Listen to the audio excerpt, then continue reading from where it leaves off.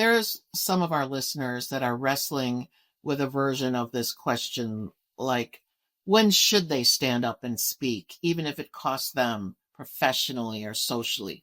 When is it the right time to say something, knowing that there certainly might be consequences? You guys always make that choice.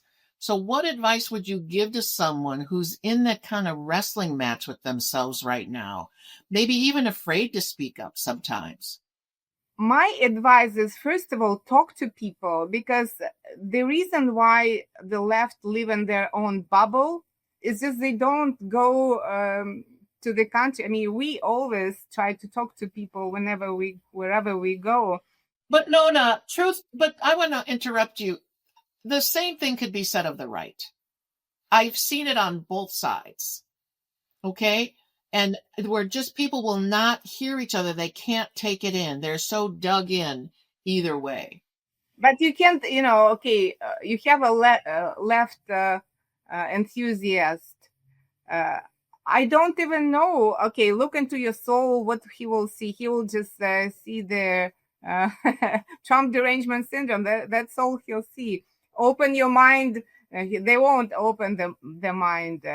Just try to get out of your, so listen to critics. They won't listen to critics.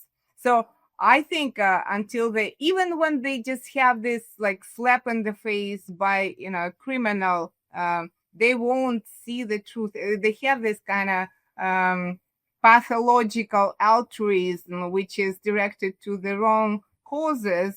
So even if they're hurt by criminals, they will not make a conclusion, okay, I need to change my stance. I honestly don't know. I think it's just like a clinical disease or something. But that is probably not true, because, very interesting people changed their views, like Kennedy and Musk. It does happen. It's not hopeless. One thing I would say in terms of specifically to your question is consider sharing the risk. That's a point Greg Gutfeld keeps making, that, it's very risky for one person to stand up. But if the more people that do so, the more the risk is shared and divided. It's another, Scott Adams, the cartoonist and kind of, pontificator, podcaster and all that, has said the same thing. I'm not saying it's always easy, and I don't even know if it's productive to get in big arguments with friends and things like that. But, what we did was pretty easy at first. We just said, I had read that Scott Pressler, the Republican activist, was really targeting registering people to vote at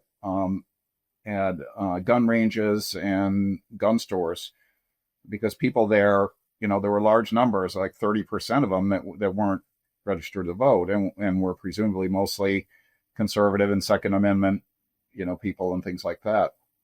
So we made these posters, as Nonna mentioned earlier, mentioning the figures of gun owners that are not registered to vote, and just went up to store after store, said, can we just post this? Do you have a bulletin board? And there'd be people say, oh, cool. Yeah, we'll just leave it by our cash register here and things like that. And it was, we only had one gun store that wouldn't do it. And we tried to say, look, if it had a QR code on it, all it does is open up to Wisconsin voter registration.